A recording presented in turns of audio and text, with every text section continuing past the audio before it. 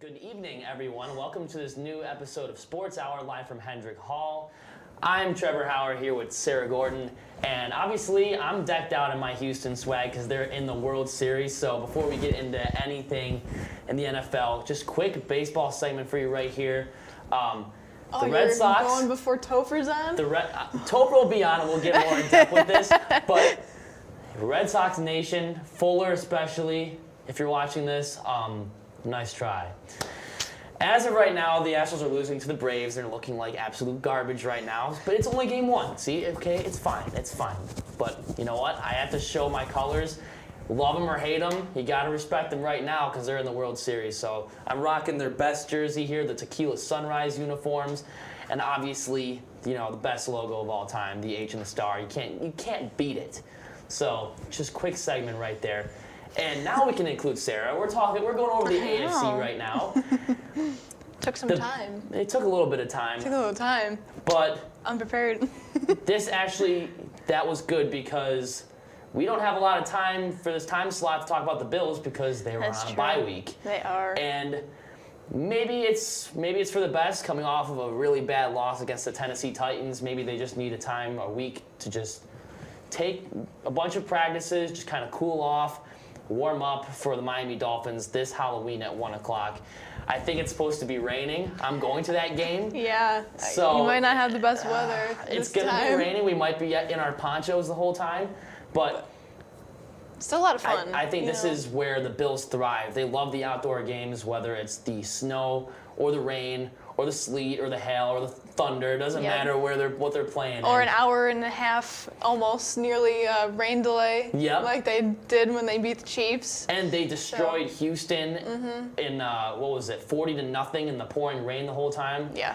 And you know what? I think that this will play in their favor, even though Miami does also play outside, and it rains all the time in Florida this time of year. But the Dolphins just look lost. We'll get into them in a little bit. But do you have any predictions going into this week? I mean, Tua Tagovailoa is back. He's consistently throwing for over 300 yards a week. That might be something the Bills could possibly be worried about. But remember, this was the team that also injured Tua. So what do you think? Yeah. Do you have any predictions going into this week? I don't know. I think it hopefully will be a good, fresh start for the Bills after, like you said, after that very upsetting loss to the Titans. And, I mean, we'll get to the Titans and the Chiefs game later. Oh, my goodness. But, yeah, I think this definitely will be a good start for them, like a fresh start. And hopefully they'll, this bye week took out a good chunk of time of Dawson Knox's injury because he's going to be out for a little while with broken hand or something with his hand. Yeah, so I think hopefully he's still going to be out for a little while, but hopefully everyone will get kind of refreshed and they'll be back for the game. I think they should have a decent win schedule going forward for the rest of the season. I think they should, too. They should. In theory, they should. And I will believe in them. I think that, like we said, the game last week against the Titans wasn't the best. Well, it didn't turn out the best for them, but this is, everything starts anew. The bye week can be good, it can be bad for some teams, honestly, because if you get on a rush, like you get on a good run, then you don't want, sometimes you're like, oh, the bye week's here, and you don't want that. But I think this is going to be good for them to kind of restart and keep going. The rest of the team kind of forget about, learn from that game, move forward, and I think that Josh is going to continue to lead them, and Diggs and all the rest of them. I think they're going to keep going forward and play well. I think Week 7 is a perfect spot to get a bye week. Really depends, whether you're doing well or you're doing poorly. If you're 2-5 or if you're 1-5 going into Week 7 as a bye, that is a time to regroup. And like the Bills coming off of a bad loss like they did against Tennessee on Monday night, this is a chance for them to regroup. But they're still, 4-2, I think? 5-2, I think. 5-2. And they're still tied for the top spot of the division. So, I mean, for the conference, really, I think there's a 4-way tie between the Raiders, the Ravens, Bengals, and Bills or something like that. And the Chiefs are dropping off, so that pretty much clears up another whole wild card place for another AFC team, but you never really know. So I think a Week 7 bye is perfect, somewhere around Week 7 through Week 10.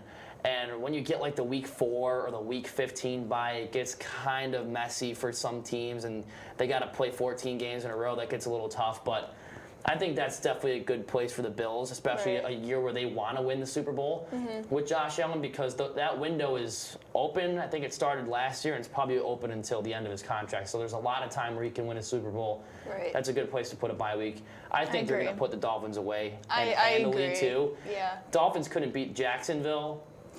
They couldn't. That's I mean, true. who did they play last week? They couldn't beat Atlanta last week at home. Like, it's not realistic to me. Like, I've heard every given Sunday, but I don't see the Dolphins dethroning the Buffalo Bills. I don't even see them coming close, like within 14 points. Yeah, and I don't care Tua's back or not. Like, they still aren't functioning as a team nearly to the level that the Bills have come together the last couple of years. And you were right there, 4-2. I was thinking of the opposite of my fantasy football record, 5-2, for some reason, because I'm 2-5 in my fantasy. It's great, but I won this week. So that's all that matters. I beat my cousin. If you ever watch this, I think 2-5 and rising is better than 3-3 and falling. Honestly, if you're talking about fantasy football, Sarah.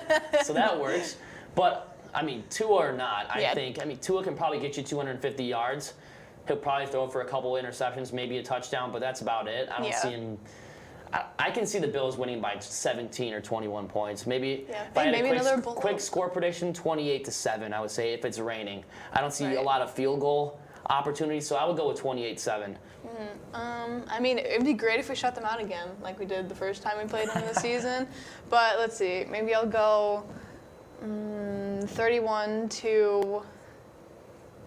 31-10. Yeah, either way, it's a blowout. So, yeah, Bills got the Dolphins this week, coming off a tough Monday night loss last week, and I can actually celebrate something right now. I mean, Astros game's not over, but they're losing and they're looking like garbage. But my football team won on Sunday night in the middle of a bomb cyclone.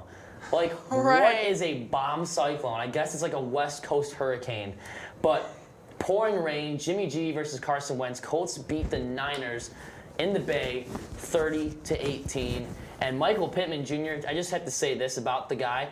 He is the future #1 receiver for the Colts, and that's without question. T.Y. Hilton is probably on his last season with the team, and he can't seem to stay healthy this year. And Michael Pittman got over 100 yards receiving on 5 targets, got 5 receptions, and a touchdown. He looked great. Wentz, still, I mean, it looked like he threw an interception on that play, but he was looking for Pittman in the corner of the end zone, and one of the Niners punched the bottom of the ball. It looked like he made a stupid throw. Technically, they called that a fumble, so he still hasn't thrown an interception since week 2 against the Rams, which is good for him. Very good. Very weird to see Carson Wentz play this well. But run game was working. Carson Wentz he got his first rushing touchdown of the year. And the 49ers had a 9-0 lead early in this game. They scored on the opening drive when they got the ball. Then first play of the drive, Jonathan Taylor fumbles. And then they kick a field goal. So they got the touchdown, missed the extra point, then kicked a field goal. It was 9-0 super early in this game. Like, this could go 2 ways. The Colts get blown out. Actually, 3 ways. The Colts get blown out, and it starts early, and I can turn this off at halftime. Or the Colts come back and win, or the Colts come back and then they choke it away and lose in overtime. I was thinking one of those 3 things could happen. Wow, thankfully, they held on to the win, and they won by 12. I had them winning by 7. My prediction was 31-24, and they ended up winning 30-18. Kind of a weird score. It is such a weird score. It's like not numbers you usually see But hey, like you said, they won. That's all that matters at the end of the day.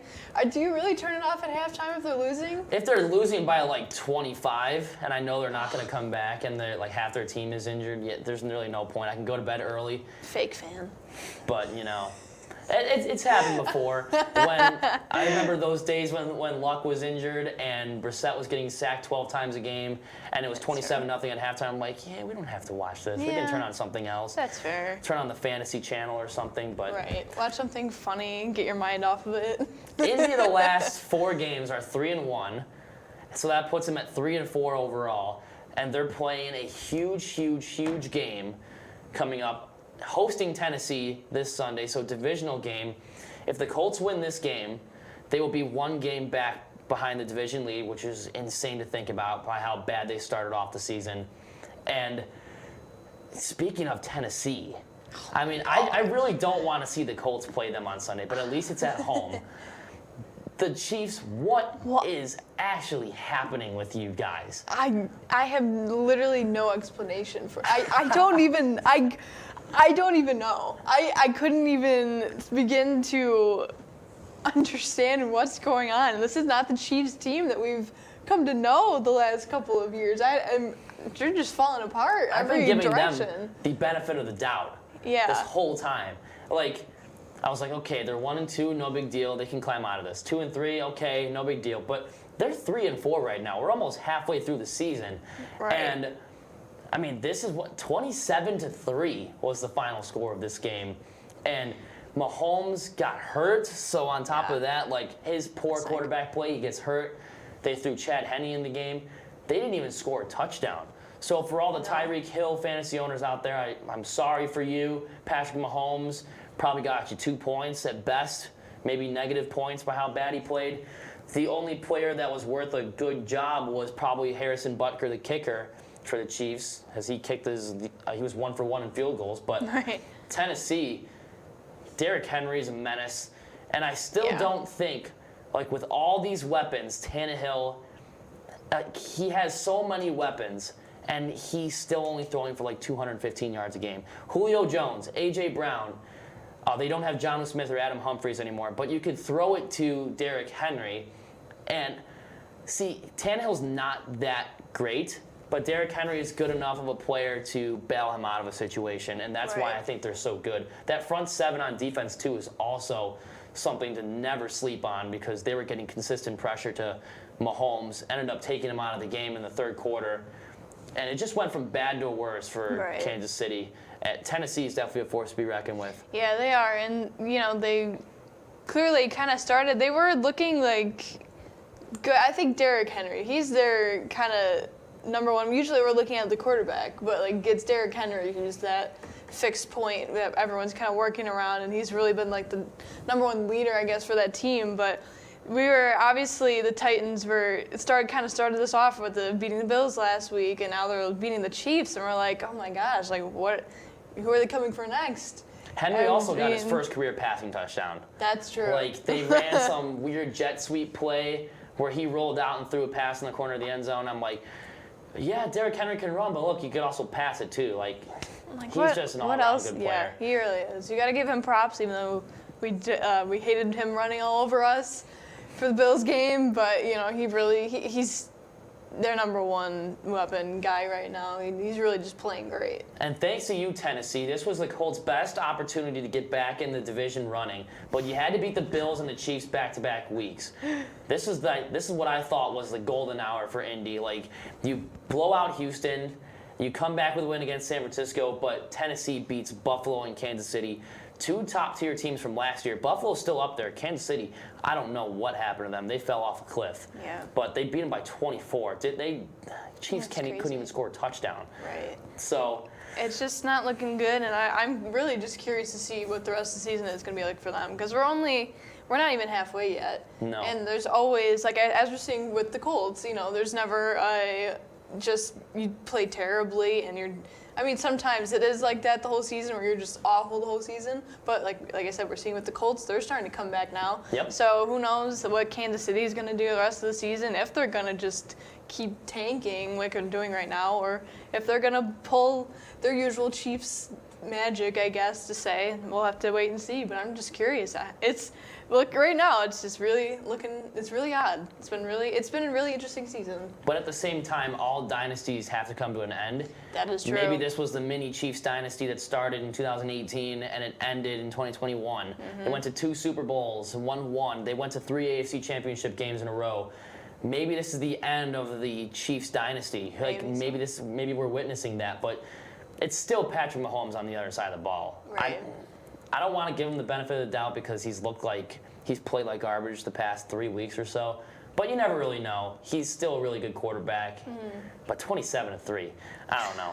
And another game where it was just absolute chaos, destruction, and mayhem was the Patriots over the Jets, 54-13. 54-13. They dropped a 50 burger on them. Zach Wilson on top of it gets injured, so they had to throw in some guy named White. I don't know who that is. And they got rid of him, and they actually traded for Joe Flacco. So yes, that's right. Because Joe Flacco. They speculate that Zach Wilson will be out at least 2 weeks. Right. So they're throwing Flacco in there, and I mean, we might be seeing more of these 54-13 we games. might. I hate when I saw this score, because I couldn't watch the game, but when I saw the score and I saw that New England had 50, I just want to cringe. We don't like New England getting up to, I don't care what team, even if it's not the Bills. We don't want to see New England with 50 plus points. Just this was the ultimate, I don't even know how to describe it. Mac Jones, this is the ultimate confidence boost game for him. Hey, look what I could do against a really, really bad team. 54-13, a divisional game. Yeah. I didn't think that this game was going to be nearly as high scoring. I was expecting okay, these are two teams that are rebuilding in a way. I'm thinking maybe 24-20, not 54-13. Yeah, and most of them are runs. Jones only threw 2 of the touchdowns. Most of them were running touchdowns, and because Harris had and Wilson getting injured, yeah, it just wasn't looking good for the Jets, as it continues to be, and then the Patriots just ran all over them. So I don't know. It's just I feel like football this year has been extremely crazy. I don't know why. It's just something about this year. Yeah, teams are falling down and teams are rallying back, and we're only in week 7, so this is going to be a great finish towards the end. I can guarantee you that. The Browns on Thursday night, without Baker Mayfield, beat the struggling Denver Broncos 17-14. I think it was Case Keenum's first start since either 2018 or 2019, but his first career start as a Cleveland Brown. They beat the Broncos. Not much to say about this game, low scoring. Broncos they just don't have it anymore. No. They're really not looking good, and I don't know how they're going to do the rest of the season. I mean, let's see, Bridgewater having the interception, only throwing for 2 touchdowns. You're not going to get anywhere with that. I mean, the rushing yards, there's only 20 yards for Williams and 68 receiving yards for Sutton. And those are the top weapons. So you're not going to win games getting those low numbers. Nope. Bridgewater just can't stretch the ball down the field, and it's obvious at this point. And real quick, the Dolphins losing to Atlanta, 30-28. Atlanta, they're not very good. No. Kyle Pitts is good, but this was kind of a loser bowl in a way too. But the Falcons won this game 30-28. Bengals destroy the Ravens 41-17. I turned this game off for an hour, and it was 24-17 Cincinnati. I turn it back on, and it's 41-17 final. I'm like, what happened? And then at the end, the Raiders over the Eagles 33-22. Before we wrap it up and go to the NFC, I just want to say this. Carson Wentz is way better than Jalen Hurts. Don't listen to what any of these hater Eagle fans say. Carson Wentz is way better than your boy Jalen. So with that being said, you'll be back in approximately 2 minutes to cover the NFC, so stay tuned.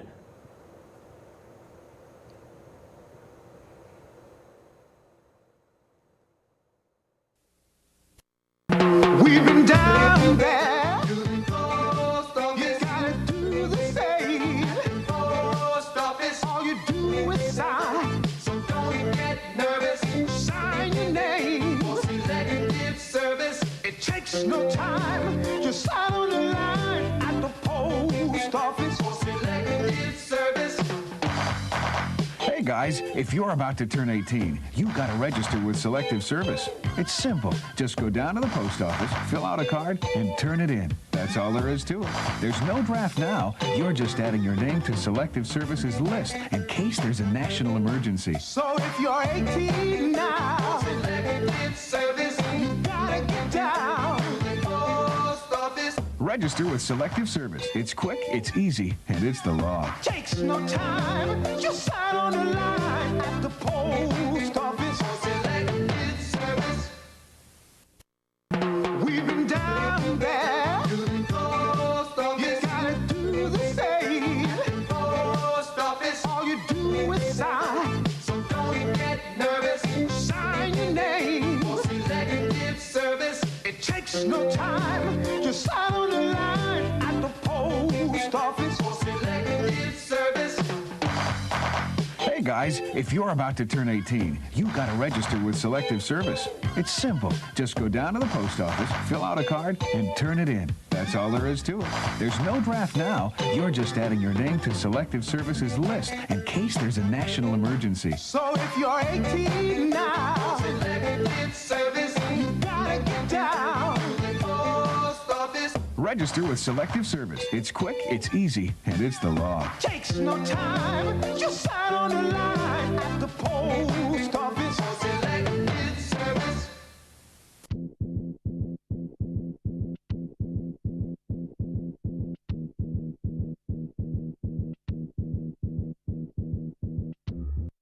Welcome back to Sports Hour. We already covered the AFC and the craziness that happened in Week 7, but let's just cover the NFC. A little bit more craziness, in my honest opinion. A lot of weird scores. An almost huge upset of the year occurred. And, yeah, a very, very boring Monday Night Football game. So let's just jump right into it. You know what? Before we say anything about this Packers and Washington football team game, the Packers had some nice uniforms. They're so good. I put that in. You stole my thunder there a little. You know what? No, it's okay. Okay. No. I just was so excited. Their throwback jerseys were so. We literally put in here. We love their throwback jerseys. They're so slick, so clean. We love them. Even before we talk about the game, just so good. Like if you could wear those every week, honestly, I would be fine. That's slick. For a second there, I thought Washington was faced against the Oregon Ducks. They looked just like the Oregon uniforms, just like. You're right. But they were so simple at the same time. Like it Right. looked so good. The light green and the light yellow and just the plain yellow helmets. So good. It was just so simple, yet it was so good. You gotta appreciate the classics, man. And obviously, Always. Aaron Rodgers coming off of a big week, and they haven't lost a game since Week 1. Right. They're on a 6-game winning streak as they beat Washington 24-10, and it was looking pretty good from the start. It was a little bit back and forth, 7-7 here and there, and then Taylor Heineke down 21-7. I have to talk about this. Heineke grew up a Packers fan, wears number 4 because of Brett Favre. He has a clear lane to just walk into the end zone. And instead, he tries to dive and make like a dramatic thing. His knee was down a half a yard shy on 3rd and goal. Naturally, they go for it on 4th and goal with a QB sneak, and they didn't get it. So Taylor Heineke, I gave you the benefit of the doubt so many times. That one's on you, man. Like, good quarterbacks don't dive when they don't need to. They just walk right into the end zone, or they'll just run. And he tried a Lambeau leap, too. Like, it was so embarrassing. Like, the refs were kind of looking like he may have been down, and he was. But there's so much confusion. Taylor, going on. what was that, man? Just be better. Just be better. You gotta know what you're doing. Yeah, I can't even describe that one. That was an embarrassing moment. Yikes. What I'm thinking, what I hope didn't happen was like he grew up in Wisconsin, used to be a season ticket holder for the Packers. I hope his family wasn't there and they saw that at Lambeau Field in front of everyone, because when I was watching the replay, I was like, there's no way he didn't get in. And then you heard the sound of the Packers fans watching the replay at Lambeau. You just hear the roar of the crowd. And I'm like, maybe he did get down. And then you just see it. You just see Fox just put up the still motion picture of him, like, wow. Wow. That is the way to summarize how the Washington's season is going so far this year. It's a perfect So close, definition of yet it. so far away. That would have made it a 21-14 game. And the only points they got for the rest of the game were a field goal. That was in the second half. Their offense was shut down. And Green Bay didn't score a lot of points, but they scored enough points to win the game. A win's a win. Exactly. On home field, and they're 6-1, so they're the best team in the NFC North. Green Bay is looking great right now. They are. And I'm glad, like, just personally being able to see Aaron Rodgers still going at it, like, really, especially after all the drama in the past couple months or whatever. And it's just good to see him still have it when we're still dealing with Tom Brady, the ones that are getting up there in age, But I'm glad. I like Aaron, so, I support Aaron doing well. Tom Brady, we'll get to you later. Yeah, we will get to you later, Thomas. But yeah, no, I'm glad Green Bay is doing well. Green Bay has always been a team that besides the Bills, that I've liked, so yeah, it's a good team doing well. And it is always good seeing them do well, but Washington, I just feel bad for them sometimes. Yeah. But what are you going to do? I can't control what they do, so I'm just here telling you what happened. Washington, I think you need to, in the draft, fix out your quarterback situation. Maybe Taylor's not the guy. And figure out what's going on in secondary, man. Like, Chase Young is great on that front line. That front line's looking good. They're getting pressure to Aaron Rodgers, but that secondary is getting torched by Randall Cobb, who's like 37 years old. I would do something about your corners and your quarterback. Terry McLaurin makes these crazy catches. That's a positive for them. But Green Bay is still a good team, even with Aaron Rodgers at 36, I believe, throwing to 37-year-old Randall Cobb. Right. That was a great team in 2010, and they're still doing the same thing in 2021. It's awesome to see. It is. But this was a weird game, this next one. The Giants and the Panthers.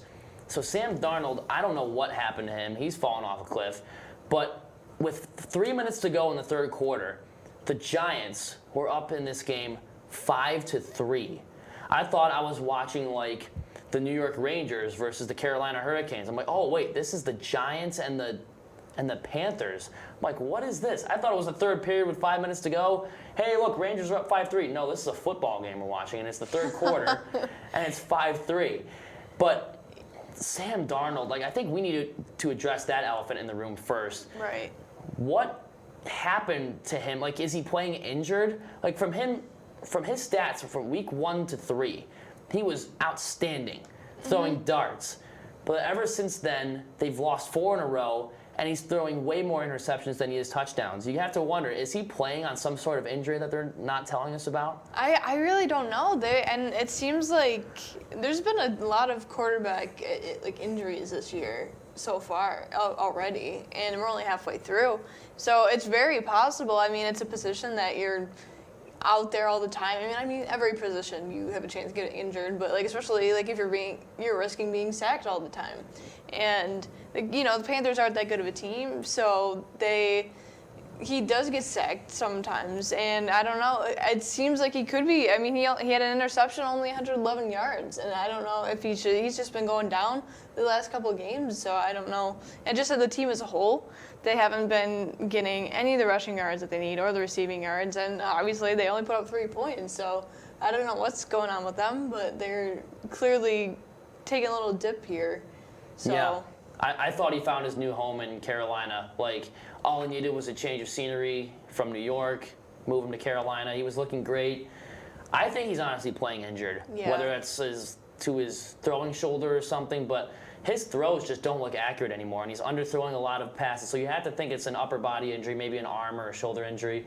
But maybe he's just in a slump. That happens too when you go on a new team. Right. But the Giants took care of business, won this game 25-3. They scored 20 points they scored 7 points after to make it 12-3, and they scored 13 points in the fourth quarter to win the game.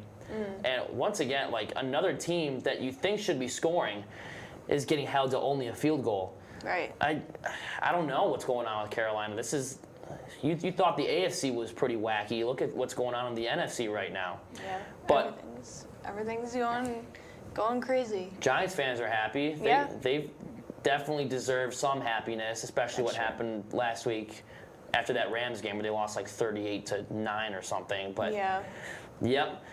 Speaking of the Rams, though, this was the near upset that I was pulling for. The Lions were up 19-17, and they had the ball in the fourth quarter. The 0-6, the only winless team in the NFL right now, trying to beat Matt Stafford, his old team coming to beat Matt Stafford on the road, and a team that, like the Rams, that only has one loss this season. That would be the upset of the year. They couldn't hold on. They lost 28-19. Detroit is 0-7. They are still the only winless team. Yeah. And NFL on Fox posted something on Twitter saying, what week are the Lions going to get their first win? And they have like the Browns coming up, the Buccaneers coming up. I'm like, maybe they don't win this month or the rest of this month, or maybe they don't win in November, because it really doesn't get easier for the Lions. No. And I've been saying this since day one, that Jared Goff, to get Jared Goff in that was dumb, but at least you had 3 consecutive first-rounders from the Rams that you could use to draft a quarterback or somebody to help protect Goff. Because I think when they made that trade, that's Matt Stafford trade, the Rams told the Lions, hey, we'll give you 3 first-rounders, but you have to take Jared Goff because we don't believe in him anymore. So we're like, okay. But I don't think he's their long-term guy. They're already at 7 losses. The best the Lions could do if they won out was 10-7. And even that's not elite. It's not very good, even if you win out. Yeah, not ideal for any playoff picture whatsoever. So, I don't know, and this was the game that they were ahead. They could have won, and like you said, the schedule going forward for them isn't gonna be the best in terms of them trying to finally win a game. So this was their chance, and they could have had it. I'd be pulling for them for this one. I think obviously the Rams are good, but this is the one you're like, oh, they're so close yet so far. They get, they let them come back, and it's heartbreaking for the Detroit Lions, and you're hoping that they can at least pull out a win some point soon, and just get that morale up a little bit. Even if they don't have the best season, like just get a win. If you're the Lions fans. I was kind of flipping through that game on Sunday Ticket. I was like, let's see. Rams up 7-6. Yeah, they'll probably run away with it. Third quarter runs around 17-16 Rams. I'm like, wow, okay. The Lions are really staying in this game. Then I see Matt Stafford throw an interception. I'm like, what just happened? Right. And then they kicked a field goal, took the lead, and then on the very next drive, the Rams punted. They went 3 and out. I was like, maybe the Lions can hold on to this and win. And I really didn't catch the end of this, but I guess they gave up 11 unanswered points. I guess it was a touchdown with a 2-point conversion and maybe a field goal after that, I want to say. But yeah, it was a touchdown and a field goal in the fourth quarter. And then the Lions didn't score anything in the second half. Or at least they scored 1 field goal in the third quarter, and that was it. It was a great effort from the Lions up until that fourth quarter. Then they were just turning the ball over. But you really have to wonder, if you're a Lions fan, when are you going to get that first win? Do you actually want to win games, or do you want to secure that first overall pick? I really wouldn't know, because the quarterbacks in this year's draft are probably the weakest that it's been in the past couple decades or so. And I'm not really sure if it's stacked on wide receivers. I know you could draft a good offensive lineman this year, but it's just bad things right now for Detroit. And this is something that we've been seeing for literally decades on decades. Right. I mean, you had Stafford and then a bunch of other quarterbacks that came before him that just would get injured and that weren't very good in general. You have to feel bad for them. But as for the Rams, they are a very good team. And despite only beating them by 9, by single digits, the Rams are 6-1, and they're tied for the top of or they're actually not tied for the top because the Cardinals are undefeated, but they're second place in their respective division. So the Rams, you got to give them credit too. Matt Stafford going into his house and beating his team that he's played for over a decade. So that takes some skill too. But let's get into an actual blowout. This is the score that I predicted in the Rams-Lions game, but it actually happened in the Bucs-Bears game. The Buccaneers, Tom Brady throwing for his 600th career touchdown pass, breaking NFL records every single week. Or I think he's the first player in NFL history to throw for 600 passing touchdowns. They beat the Bears 38-3. Justin Fields looked lost. And on top of that, more bad news for Bears fans. Head coach Matt Nagy tested positive for COVID a day after the game. So yeah, it's not looking good for them the next couple weeks at least or so, and this was definitely not helpful whatsoever. I mean, just to play Tampa Bay and Tom Brady. Boo. We don't like Tom Brady. No, we don't. I remember sitting, I think I was still, sitting on my iPad here on Sunday, and I literally got the notification, oh, Tom Brady threw a 600 touchdown. I'm like, yay. It's like no one cares. Yeah, Like, no one okay, cares Tom, at this like, point. You are hilarious with Peyton and Eli on Monday Night Football, but that's about all I'm going to give you as far as positives go, okay? Yeah, it's enough already. Enough. Just stop. And this was actually called a scoregami in the NFL, this next game, because it's the 1,068th unique score in NFL history. The first time in NFL history a game ended with a final score of 31-5. The Arizona Cardinals beat the Houston Texans after trailing 5-0, scored 31 unanswered points to beat them, and in a scoregami. And the NFL fans that really don't have a favorite team, they just love the game, we're going crazy over this to see another scoregami. Right. 1,068 different final scores in the NFL. That I don't think I can name 100 different scores. Like, that's insane. Over 100 years of the NFL and over 1,000, almost 1,100 different scores. I think that's the highlight of the day in the NFC. Yeah, I would agree. I mean, it's just so fun to have like a score like that. And, obviously the Cardinals are just still going undefeated, and Houston's not looking good. So, No. not at all. Davis Mills is kind of struggling a bit. Yeah, a bit, for sure. And real quick, the Saints in a snooze fest on Monday Night Football beat Geno Smith and the Seattle Seahawks 13-10. I did not stay up to watch this game. Yeah. But that pretty much wraps up Week 7. We'll see you next Tuesday when we recap Week 8, AFC and NFC right here. Sarah, thank you for coming on. And Topher will be on next to talk about this great World Series so far. So stay tuned.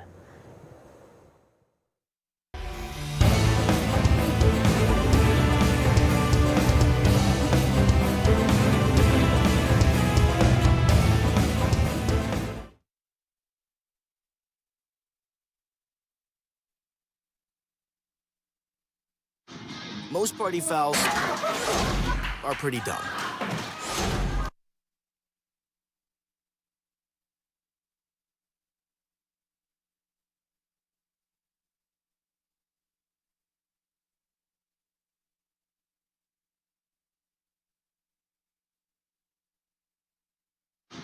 Most party fouls are pretty dumb. But if you decide to drink and drive underage, you could lose your license and your freedom. Underage drinking and driving, the ultimate party foul. You've messed up your son's haircut. Do you try to fix it? Work with what you've got? Or show solidarity? Thank you, baby. You don't have to be perfect to be a perfect parent. Thousands of teens in foster care will love you just the same. This year, patriotism shouldn't just be about pride of country. It should be about love. Remember that to love America is to love all Americans, because love has no labels. Había un niño que era muy sensible a luces y sonidos. Construía escondites donde no podían entrar. No le gustaba mirar a la gente a los ojos. Lo hacía sentir incómodo. Un día se descubrió que tenía autismo. Con ayuda, poco a poco, aprendió a vivir mejor con ello. Mientras más pronto se diagnostique, mejor. Conoce las señales en autismspeaks.org. Your son wants to get a cat, but you're allergic. Do you A, prepare yourself,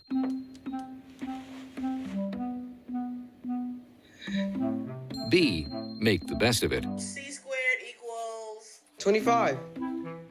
Good job. or C, find a loophole? When it comes to parenting, there are no perfect answers, but that's okay, because you don't have to be perfect to be a perfect parent. Teens in foster care will love you just the same.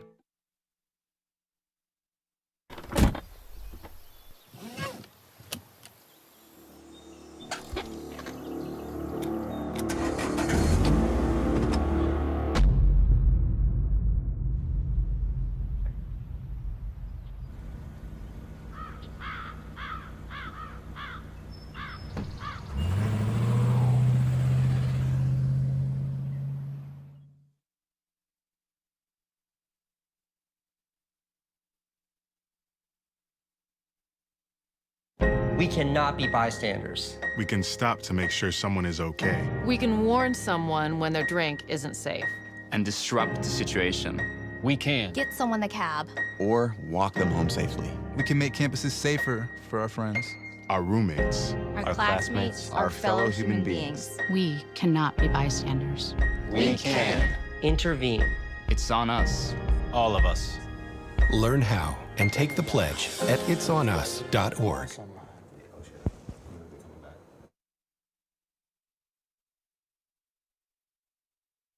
Man, Topher over here. Before we get into anything about baseball, we have to recognize a local team that normally doesn't play very well. We have to at least give them credit when they're winning hockey games. And yes, this is the hockey team that plays in Buffalo. The Sabres are 4-1-1 through their first 6 games. They beat the Tampa Bay Lightning last night. Crazy. I love it. I mean, I found this out today actually on Twitter. They said for the first time since November of 2018, they beat the Tampa Bay Lightning. They were on a 7-game losing streak against those guys, and they killed them last night, 5-1. So in hockey, that's pretty much a blowout. If you score 5 goals, you should be able to win the game. But I mean, great performance from the Swords last night. Oh, it was crazy because I heard on the radio. So I was listening to WGR before like the game started last night, and they were saying that the goalie for Tampa, who is it? Vasilevsky? Yeah. So he has the 3rd highest win percentage against the Sabres all time. I was like, that is ridiculous. Like against the Sabres alone, he was like 91.7% win Sounds percentage. about right. That's ridiculous. Like there was like 2 other ones and they were like older. They were older guys, Yeah. so it was just like, but like I was like, in recent history, that's Vasilevsky insane. joined the league in like 2014, I want to say. Around that. So he's just been killing them. The 3rd most like highest winning percentage against the Sabres of all time, and he came to the league in 2014. That's actually kind of sad. So bad. That just proves how bad the Sabres have been for a while. But who wasn't in net last night? It wasn't Vasilevsky. It was I think it was the old Flyers goalie. I can't remember his last name. But it doesn't matter. It was Craig Anderson versus this guy. I told my roommate Matt, like when we were watching this game, if this was a matchup from 2010, this would be primetime TV. Oh, everyone would be in the stadium. And I was expecting like 7-4 because these goalies have been struggling a lot. Yeah. But Craig Anderson making about 30 saves last night, I want to say. Like actually made the Lightning look bad. Yeah.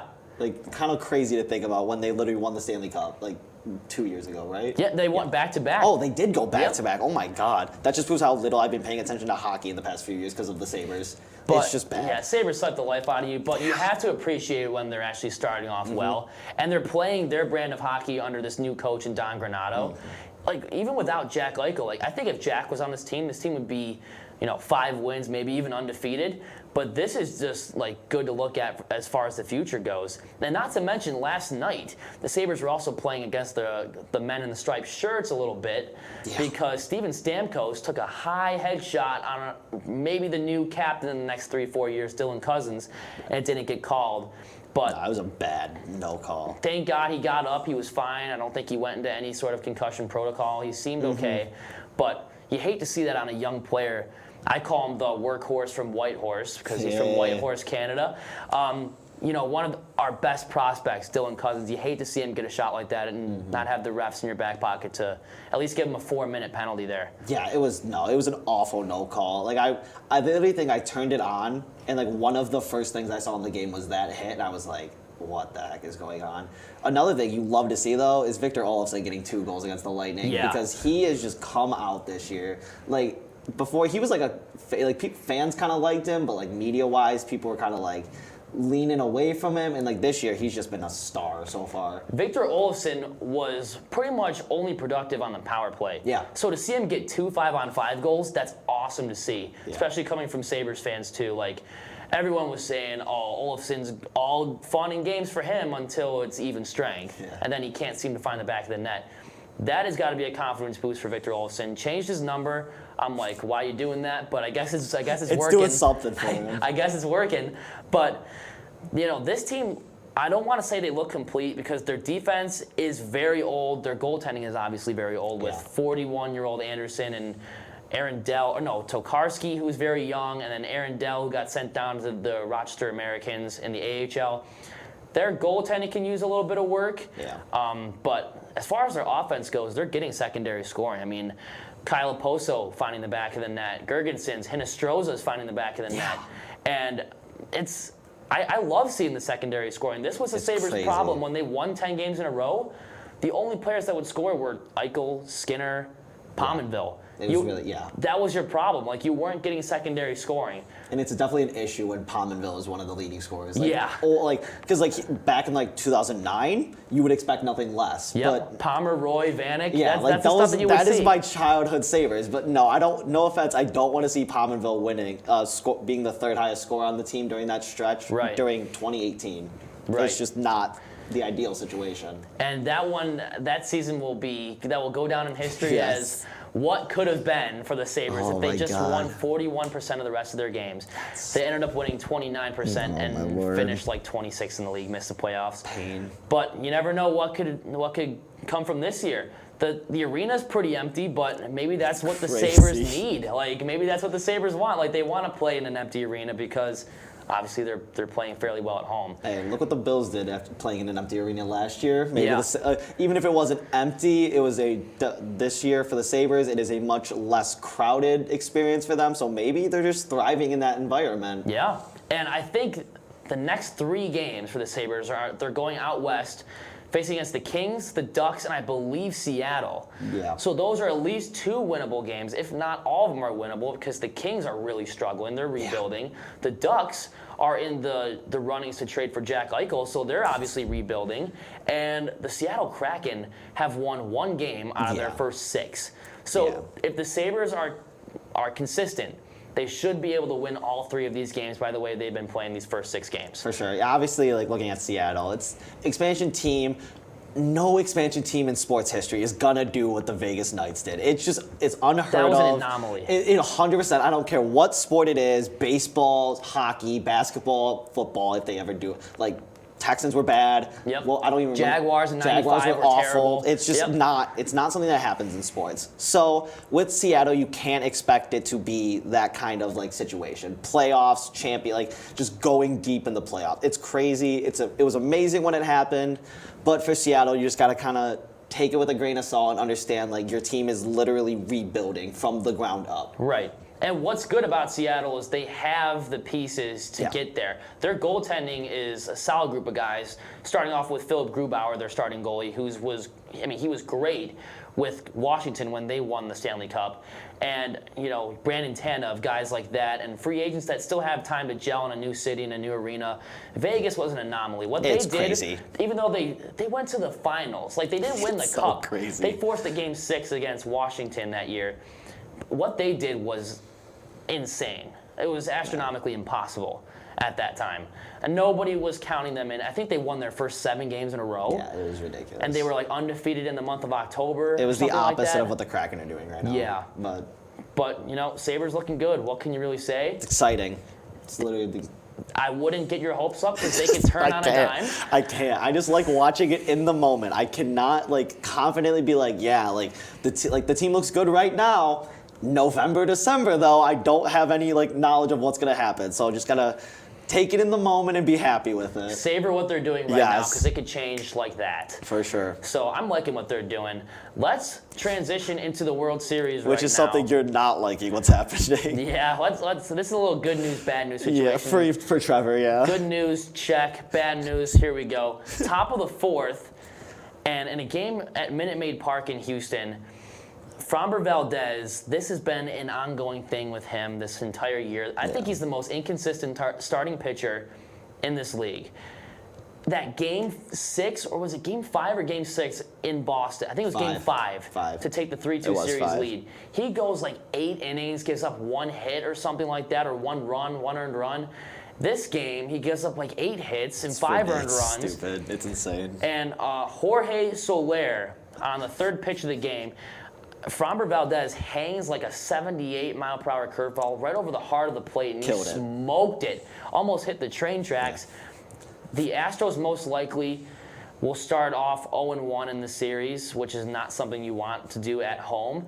And that'll put them 0-4 in game ones of the World Series in all-time history. Yep. 05, they lost to Chicago in game 1. 17, they lost to the Dodgers in game 1. Yep. 19, obviously lost to the Nationals game 1, and they'll probably lose game 1 against the Braves here tonight.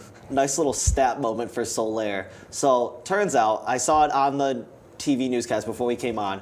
Soler is the first leadoff batter in game 1 of the World Series to hit a home run. Leadoff home run, just set the stage for the World Series. First to ever do it, and unfortunately for Trevor, it came against the Astros. Yeah, they've been giving other teams records a lot this postseason. Not so much the White Sox, but as far as the Red Sox and the Braves go, yes, because the whole Grand Slam stat, no other team in the championship series has hit crazy. 2 Grand Slams in a series.